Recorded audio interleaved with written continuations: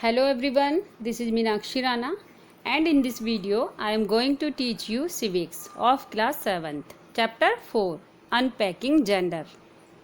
So let's start with first para. All through the ages, women on the basis of gender have always been discriminated in almost all the societies of the world. Gender के आधार पर महिलाओं की उम्र के माध्यम से दुनिया के लगभग सभी समाजों में हमेशा भेदभाव किया गया है. The status of woman in India has been subject to great many changes over the past few millennia. Bharat में महिलाओं के स्टेटस में पिछले कुछ सदियों से कई चेंजेज आए हैं. In ancient India the woman enjoyed an equal status with man in all fields of life. Works by ancient Indian grammarians such as Patanjali and Katyayana suggest that women were educated in the early Vedic period. प्राचीन भारत में महिलाओं को जीवन के सभी क्षेत्रों में पुरुषों के साथ इक्वल स्टेटस था. प्राचीन भारतीय व्याकरण जानने वाले जैसे पतंजलि और कात्यायना के काम से पता चलता है कि महिलाओं को प्रारंभिक वैदिक काल में शिक्षित किया गया था. ऋग्वैदिक छंद बताते हैं कि महिलाएं उस समय मैच्योर होकर शादी करती थीं और शायद वे अपने पति का चयन करने के लिए भी फ्री थीं. ऋग्वेद और उपनिषद जैसे धर्म ग्रंथों में कई महिला संतों जैसे गार्गी और मैत्रेयी के बारे में भी बताया गया है. Next para. The Indian woman's position in the society deteriorated during the medieval period. Sati child marriages and ban on widow remarriages became part of social life in India. Medieval period में महिलाओं की स्थिति बिगड़ गई. सती प्रथा, बाल विवाह और विधवा पुनर्विवाह पर प्रतिबंध भारत में सामाजिक जीवन का एक हिस्सा बन गया. इंडियन सबकॉन्टिनेंट में मुस्लिम्स भारतीय समाज में पर्दा प्रथा को लाए. राजस्थान के राजपूतों के बीच जौहर का प्रचलन था. उन दिनों बहुविवाह का भी प्रचलन था, मुस्लिम्स में भी और हिंदूज में भी.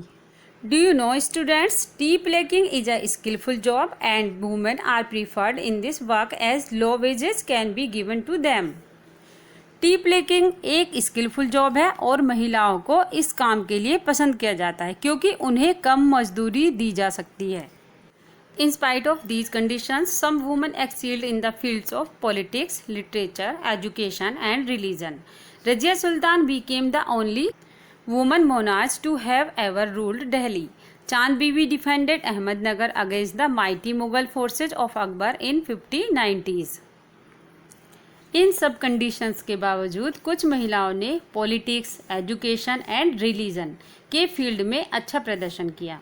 रजिया सुल्तान दिल्ली पर शासन करने वाली एकमात्र रूलर बन गई. 1590s के दशक में चांद बीवी ने अकबर की मुगल सेना के खिलाफ अहमदनगर को बचाया. जहांगीर की पत्नी नूरजहां ने इंपीरियल पावर को प्रभावी ढंग से मिटा दिया और मुगल सिंहासन के पीछे असली ताकत के रूप में पहचानी गई. शिवाजी की मदर जीजाबाई थीं, जिन्हें एक योद्धा और एडमिनिस्ट्रेटर के रूप में अपनी एबिलिटी के कारण क्वीन के रूप में नियुक्त किया गया. दक्षिण भारत में कई महिलाओं ने गांवों, कस्बों और सामाजिक और धार्मिक संस्थानों का संचालन किया. Next para.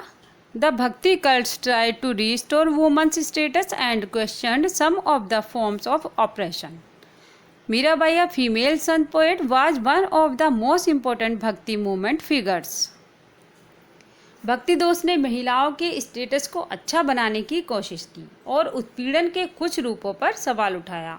मीराबाई एक महिला संत कवि थी जो मोस्ट इम्पोर्टेंट भक्ति मूवमेंट में से एक थी. Guru Nanak, the first guru of the Sikhs, preached the message of equality between man and women. Other Sikh gurus also preached against the discrimination against women. सिखों के फर्स्ट गुरु गुरु नानक थे, जिन्होंने मैन एंड वुमेन के बीच समानता के संदेश का प्रचार किया. अन्य सिख गुरुओं ने भी महिलाओं में हो रहे भेदभाव के खिलाफ प्रचार किया. Now we will discuss about British rule. During the British Raj, many reformers such as Raja Ram Mohan Roy, sir Syed Ahmad Khan, Ishwar Chandra Vidyasagar, Mahatma Jyotiba Phule etcetera fought for the upliftment of women.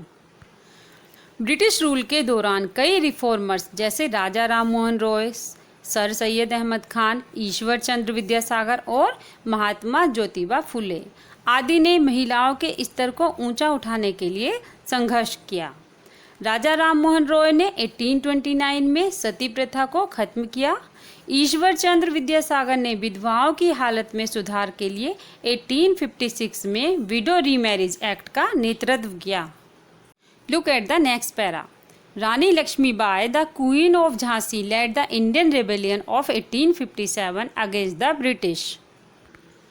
रानी लक्ष्मीबाई जो झांसी की रानी थी, उन्होंने अंग्रेजों के खिलाफ 1857 के भारतीय विद्रोह का नेतृत्व किया। अब उन्हें व्यापक रूप से राष्ट्रवादी हीरो माना जाता है।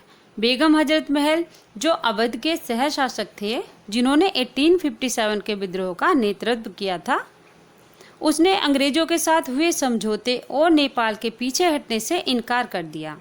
इस पीरियड में भोपाल की बेगम भी एक नोटेबल फीमेल रूलर्स में से एक थी। वे पर्दा प्रथा को नहीं मानती थी और उन्हें मार्शल आर्ट्स की ट्रेनिंग दी गई थी। Next para.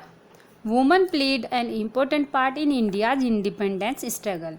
Some of the famous freedom fighters include Dr. Annie Besant, Vijay Lakshmi Pandit, Rajkumari Amrit Kaur, Aruna Asif Ali, Sucheta Kripalani and Kasturba Gandhi. Bharat के स्वतंत्रता संग्राम में महिलाओं ने इम्पोर्टेंट रोल अदा किया। डॉक्टर एनी बेसेंट, विजय लक्ष्मी पंडित, राजकुमारी अमृत कौर, अरुणा आसिफ अली, सुचेता कृपलानी और कस्तूरबा गांधी, ये सभी कुछ फेमस फ्रीडम फाइटर्स में शामिल हैं। सुभाष चंद्र बोस की इंडियन नेशनल आर्मी में झांसी की रानी और लक्ष्मी सहगल सहित पूरी तरह से महिलाएं शामिल थीं। सरोजिनी नायडू एक पोएट और फ्रीडम फाइटर थीं और वह भारतीय राष्ट्रीय कांग्रेस की अध्यक्ष बनने वाली पहली महिला थीं। ये यूपी की गवर्नर भी बनी। Even in these days, women are playing a leading role in the social and economic development of the country. आजकल भी महिलाएं देश के सोशल एंड इकोनॉमिक डेवलपमेंट में बहुत अच्छा रोल निभा रही हैं। हालांकि भारत में सामान्य खेल बहुत अच्छे नहीं हैं, लेकिन पीटी उषा, पीवी सिंधु, सानिया मिर्जा, करनाम मलेश्वरी, सानिया नेहवाल आदि महिलाओं ने इंडियन स्पोर्ट्स में प्रमुख भूमिका निभाई है। Indian women are playing a leading role in Indian politics. Sonia Gandhi, Mamata Banerjee, Uma Bharti, Mayawati, etc. are some of the renowned politicians of India. Although the percentage of women in various levels of political and economic activities has risen considerably, but still they are underrepresented in governance and decision-making positions. भारतीय महिलाएं Indian politics में महत्वपूर्ण भूमिका निभा रही हैं। सोनिया गांधी, ममता बनर्जी, उमा भारती और मायावती आदि भारत के पॉलिटिशियंस हैं। हालांकि पॉलिटिकल एंड इकोनॉमिक एक्टिविटीज़ के विभिन्न स्तरों में महिलाओं की परसेंटेज काफ़ी बढ़ गई है, लेकिन फिर भी वे शासन और निर्णय लेने की स्थिति में प्रतिनिधित्व करती हैं। Look at the next para.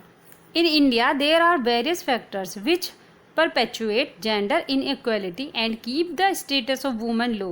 Right from their childhood, they are deprived of an equal access to healthcare, education and economic rights as the males of their society get. Bharat में कई फैक्टर्स ऐसे हैं जो जेंडर इनइक्वालिटी को समाप्त करते हैं और महिलाओं का स्टेटस लो बनाते हैं। अपने बचपन से ही वे हेल्थ केयर, एजुकेशन और आर्थिक अधिकारों की एक समान पहुंच से वंचित रही हैं पुरुषों की तुलना में। भारत में जेंडर इनइक्वालिटी जनसंख्या, साक्षरता, लिंग अनुपात, सामाजिक आर्थिक स्थिति के रूप में मौजूद हैं। बाल विवाह, सामाजिक भेदभाव, low household and social status के कारण महिलाओं की साक्षरता कम है। लिंगानुपात हमेशा से भारत के लिए एक सीरियस मैटर रहा है। 100 मेल्स पर 950 फीमेल्स हैं। The sex ratio from 1901 till 2011 has declined considerably. This trend varies from state to state. The sex ratio is favorable in Kerala, while in states like Punjab, Haryana, Uttar Pradesh, Rajasthan, Bihar and Tamil Nadu, it is highly unfavorable. 1901 से लेकर 2011 तक लिंगानुपात में काफ़ी गिरावट आई है। यह state to state भिन्न होती है। लिंगानुपात केरला में अनुकूल है, जबकि पंजाब, हरियाणा, उत्तर प्रदेश, राजस्थान, बिहार और तमिलनाडु जैसे राज्यों में यह प्रतिकूल है। Students, remaining part of this chapter I will explain you in next video. If you like this video, please subscribe to my channel and don't forget to press the like button. Thanks for watching. Have a good day.